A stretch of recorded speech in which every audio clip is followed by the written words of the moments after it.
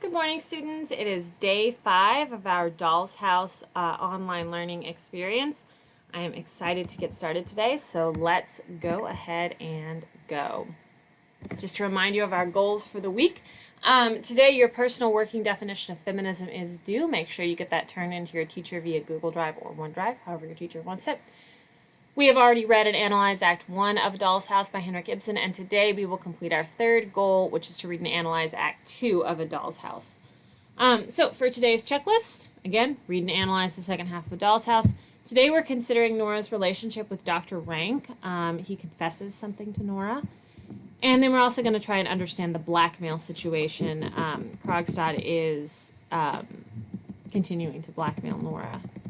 So for today's lesson, our standard is to analyze how complex characters develop over the course of the text and specifically advance the plot.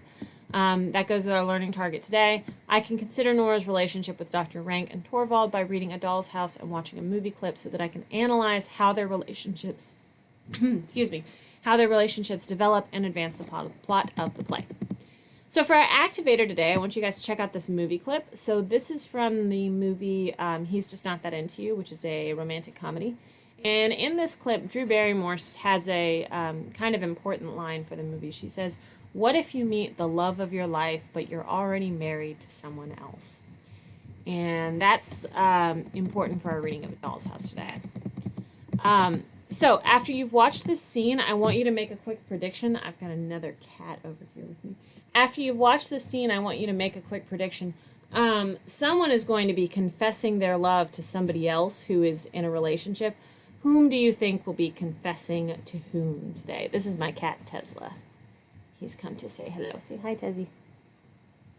He's like, what the heck's going on? Why are you holding me up? Okay, so today, let's get into our work session for today. Today we finished reading Act 2 of A Doll's House. We'll jump into my annotations in a second here. And as we read this, I want you to consider Nora's relationship with Dr. Rank and understand what's going on with the blackmail situation. So let's get into it. I was all the way at the bottom. Here we go. All right, so as we open our reading for today, Torvald has gone into the office. Nora and Torvald just had a little bit of an argument, so he's hanging out in the office when kind of apart from her when Dr. Rank comes in. So Dr. Rank is going to be just talking to Nora for a minute. Rank says, "Lately I've been taking stock of my internal economy. It is bankrupt." So remember, Dr. Rank is a medical doctor, and he's sick. He's got a disease, consumption of the spine, tuberculosis of the spine. And he has recently kind of examined himself and found out that he is, his disease has really progressed. He is now, like, officially dying. And what's odd here, even though he's Torvald's best friend, he says, "Helmer's refined nature gives him an unconquerable disgust at everything that is ugly. I won't have him in my sick room." Rank is so certain that Torvald will be disgusted by him when Rank is dying that he doesn't want Torvald to visit him while he's dying, even though they're best friends. So that kind of shows some characterization of Torvald there. Let's see. Rank again talks about he's paying for his father's sins. They're joking about that here, that the sin was eating too much, like, rich and expensive food. Let's see.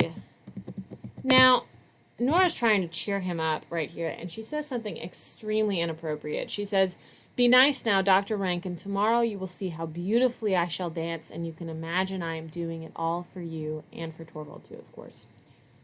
Remember, they're going to a costume party tomorrow. Nora is planning on dancing the Tarantella at this costume party. Pull up a picture of the Tarantella here. This is the kind of costume Nora will be wearing. It shows a lot of that lower leg there, which would have been very scandalous at the time. And you can kind of see from, even just from this still photograph, that this is a very, like, frantic and fast-paced dance. So that's Nora's plan, to dance the Tarantella tomorrow. She learned that on their year-long Italian vacation. It's an Italian dance.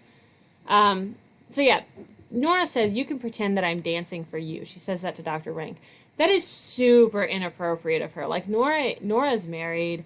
Dr. Rank is her husband's best friend. She should not be saying, like, "I'm going to dance for you at tomorrow's party." And then she makes it worse. So right here we have these flesh-colored stockings. She pulls out these flesh-colored stockings. So when this play was written in 1879, I believe, flesh-colored stockings were completely off limits for men to see. Like, this was the time period when showing ankle was scandalous. So the fact that Nora has pulled out basically sexy lingerie, like she's pulled out the back of the store Victoria's Secret stuff, like she has got out extremely flirty stuff. This is incredibly inappropriate. This man is not her husband. It's her husband's friend. She's supposed to be her friend, and she's showing off, you know, her very, very scandalous underwear to him. And she even says, at first she's like, no, you can only see the feet. And then she's like, nah, you can look at the legs too. So very, very inappropriate of Nora. And Nora, after flirting with Dr. Rank, says, maybe I could ask you for a favor. She's considering asking Dr. Rank for help to get out of her blackmail, loan mess. My cat's clawing at the door trying to escape in here. She's considering asking Dr. Rank for help to get out of her blackmail mess.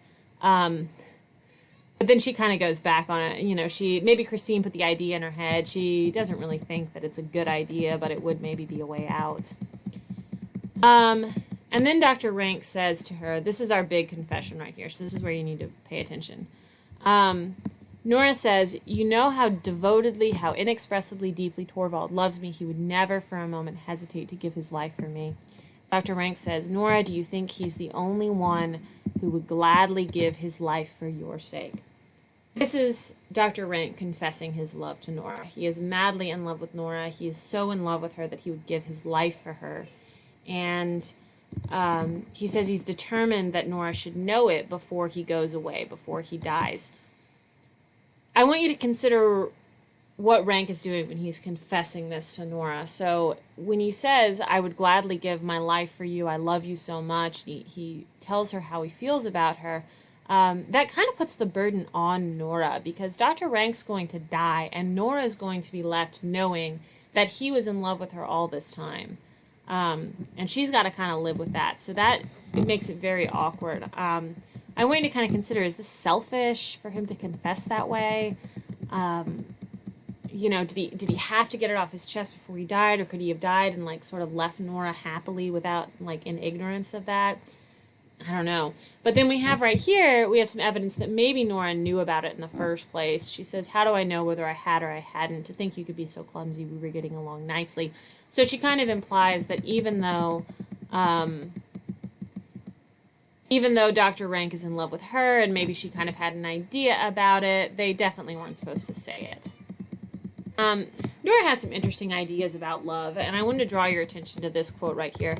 Nora says, when I was at home, of course I loved Papa best, but I always thought it was tremendous fun if I could steal down into the maids' room, because they never moralized at all and talked to each other about such entertaining things.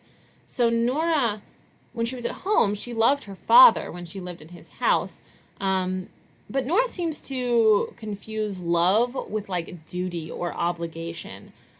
Because she used to love her father, but she didn't like spending any time with him. She'd rather go spend time with the maids. And now she loves Torvald, but she doesn't like spending time with him. She'd much rather talk to Dr. Rank. It's not really how a marriage is supposed to work. Krogstad comes in, and Nora says, I couldn't keep my husband from firing you. She kind of apologizes. And Krogstad says, well, now that I've been fired, he's not going to give the bond back to Nora. He's never going to give that note back with the forged signature on it. He's going to keep it and continue to blackmail her. And here's his newest blackmail scheme. He not only wants a job, he used to just want to keep his job at the bank. Now he wants a promotion. So he's asking Nora for a promotion, or Nora to get Torvald to give him a promotion. And of course, Nora knows her husband's never going to do that. Krogstad kind of calls her bluff. Nora's like, well, maybe I will kill myself before I do this. I'll run away from home before I do this. You know, you're never getting what you want. And Krogstad basically calls her bluff. He's like, there's no way. You're too much of a coward. You're never going to do that. You're gonna get your husband to do what? Even if it makes your life awful.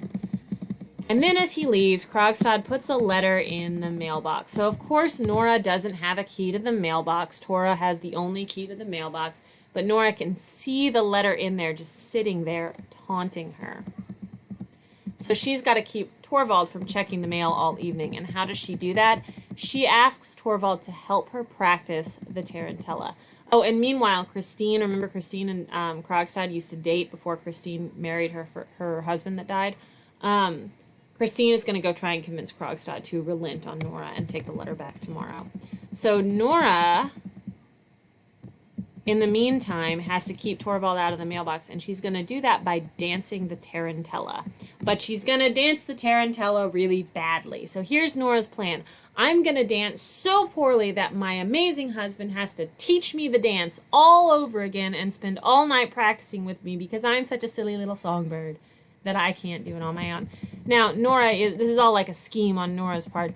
Kind of shows how Nora is really pretty smart because this works perfectly. Rank plays the piano all night long, and Torvald stays up helping Nora dance all night long, and she keeps him so busy all night that he doesn't have a chance to check the mail. They seem to have made up from their fight earlier. We have Skylark, another little pet name. We find out that Christine has convinced Krogstad to talk to her about it, so maybe she can convince him to get the letter back after all. And Nora, again, she ends the act here by saying, 5 o'clock, 7 hours till midnight, then another 24 hours till the next midnight, then the Tarantella will be over, 24 and 7, 31 hours to live. So she's still kind of contemplating maybe suicide, maybe running away. Difficult to say which one she's really thinking about more, but either way, it's kind of a my life is over situation. Like if she leaves this life that she's built, she's going from very high class, cushy lifestyle into working her hands to the bone just to make ends meet. And that's where we end Act 2 with Nora contemplating leaving forever. So for our closing session today, we're going to keep with that love confessions to people in relationships theme. So I found this song. This is called Lips of an Angel by Hinder. You can watch this music video, but fair warning, I have terrible taste in music, and I like this song. So you're probably going to hate it because it's probably terrible. But I would like for you to, so while I was looking for this song and movie clips for our activator, there's so many clips and songs out there that have the same kind of idea of someone confessing that they're secretly in love with someone who's already in a relationship. So I want you to kind of consider, go out and find a clip of your own, find a song or a movie clip, and then you can either comment it here on the blog, you can comment it on this YouTube video that you're watching, or you can just send it to me over like Remind or in your Google Doc or through an email, whatever. Just give me the link of something like this, because I think it would be kind of cool to collect a bunch of clips with this same sort of idea in it. While you're looking for that, consider, is this selfish? How should Nora have reacted? What did she actually do? What would you have done in her place? Looking ahead to next week, we're done with week 1. All right. So looking ahead to next week, we're going to finish reading A Doll's House. We're going to understand why A Doll's House is considered feminist and how it remains relevant today. And I would like to try and get some collaboration done with either your teacher or with your classmates next week. On Monday, we've got a very special thing going on. We're going to have a roundtable discussion. So expect a little bit longer of a video on Monday. But I'm getting me, Mr. Melman, Miss Milton, Miss Jones, and maybe Miss Full of Love. I don't think I don't know if she's available at the meeting time I've set, but we are going to be all getting together tomorrow and recording a roundtable discussion about A Doll's House. So I hope you guys will tune into that on Monday.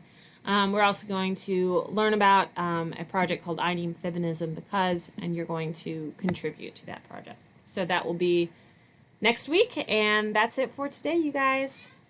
Bye.